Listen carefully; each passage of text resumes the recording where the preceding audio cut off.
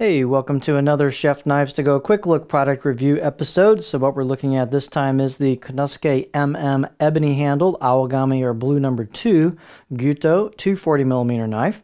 So this knife has 3 layers, and on the inside the harder core cutting steel is Awagami, or what's known as blue paper number 2 reactive high carbon steel. Heat treats approximately 62, maybe 63 Rockwell on that core steel. The construction is 3 layers. On either side of that harder core steel, you've got a soft iron reactive cladding that does come over the top of the spine. So the entire knife is reactive cladding and core steel. And typically, a lot of times, these soft iron cladding metals tend to be actually a little more reactive than even the core steel. So you'll have to keep up with this blade as you start to gain a patina on it and let it calm down a little bit. Or some people like to keep these clean and clean them with baking powder and corks or other types of things, potatoes and stuff, when they're done using them. So it depends on your personal aesthetic preferences, whether you like to build a patina or keep these clean. But this is an all-reactive blade, to let you know. The weights and measurements might vary a little bit from knife to knife. This particular one is 211 grams, or 7.5 ounces. And the edge length is about 230 millimeters, so about 9 inches. That's from the tip around to the back of the heel, the chin. And the overall length with this handle is about 392 millimeters, or 15.4 inches. The spine thickness, these are fairly thick blades, and this one is about 3.3 millimeters out of the handle, above the back of the blade. I measured it down, it was about 2.9, so it doesn't lose a ton. You start, we're keeping that 2.9, 3-ish, a little under 3, till we get to maybe a couple, 3 inches down from the tip, and then we start to thin out. And you can see it gets pretty thin right by the tip there with the grind of the blade itself. And then we've got a pretty generous height on this. So this is about 49.7 millimeters tall. These can vary a little bit from knife to knife.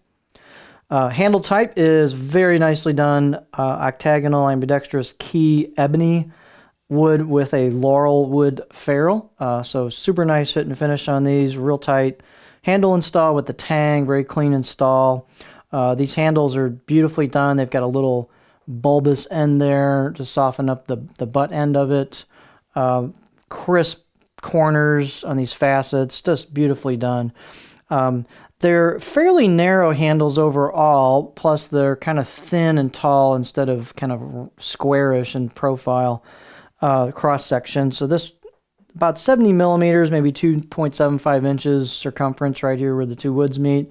And it's a fairly thin handle, but it actually is quite comfortable. It kind of disappears in your hand and fits the bottom of the neck here pretty nicely to put a pinch grip. And you've got a pretty generous neck length here from the choil, the back of the blade, into the neck, and a nice small curve there that's very highly polished, so the fit and finish is great.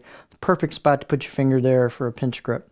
So balance point on this with this handle, because ebony's fairly heavy, is about right there. For me, that's almost right on the money for my pinch grip. Some people might find that balance point behind their pinch grip or in front, depending on your hand size and your grip.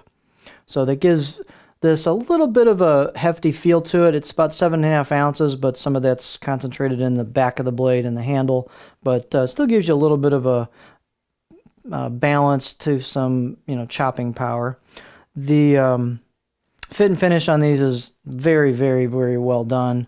They've got a brushed horizontal sanded finish, which could be hand sanded. I'm going to guess it might be hand finished. Put a lot of work into this blade. One cool thing about this brushed, or sometimes people call it a hairline finish, is that the scratch pattern goes with the length of the blade. So as you clean the knife and dry the knife, sometimes scratches develop, and those will blend in since they're going with the grain of the finish. You've got, let me get a good, let's get our beauty shot here.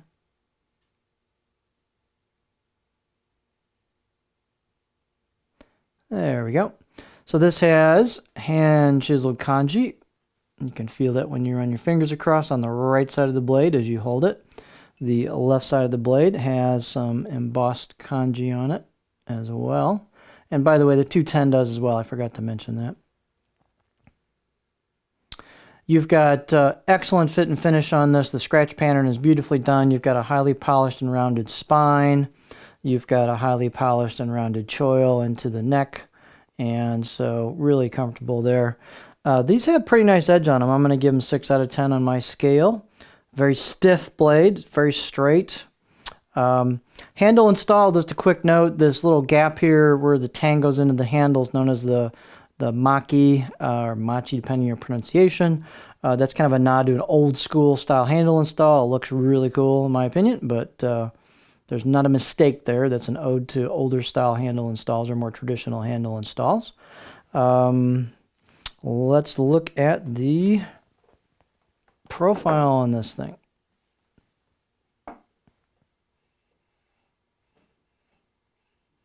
So these have a fairly flat profile in the back half of the blade, so you've got a good flat spot that's at least 30% or more, maybe 40% of the blade.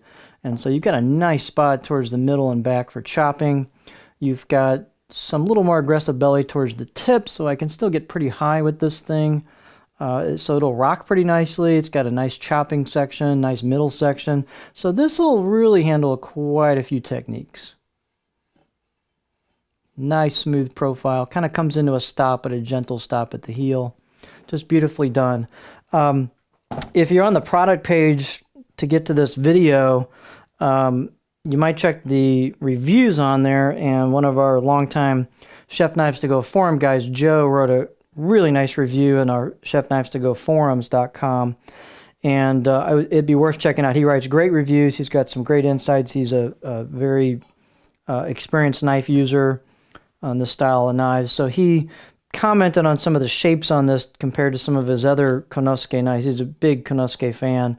But just to bring a comparison visually that they were kind of talking about a little bit online, this is the MM Ginsan or Jinsan version. So this is the stainless version, and you can see the differences. The blue number 2 is a little thicker at the spine all the way down, less taper, it's a little heavier.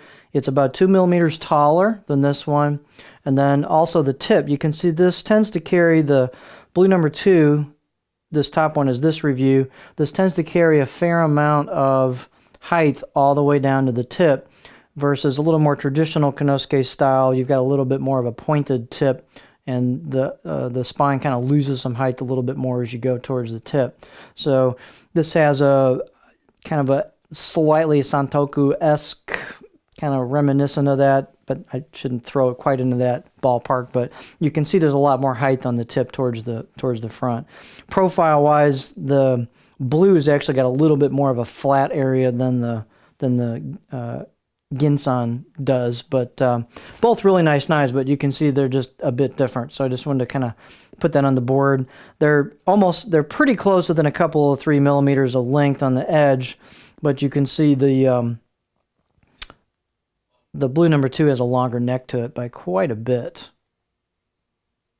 You can see the difference there. So tip, size-wise, they're pretty close. The Ginsan is maybe 3 millimeters longer, pretty similar. But anyway, biggest differences would be height, a little bit on the profile, then definitely towards the tip there. So just thought you might like to see that. So put that away. Comparison head to head. So there you have a beautifully crafted knife. This is the Konosuke MM ebony handled Aogami or blue number 2 Gyuto 240 millimeter knife.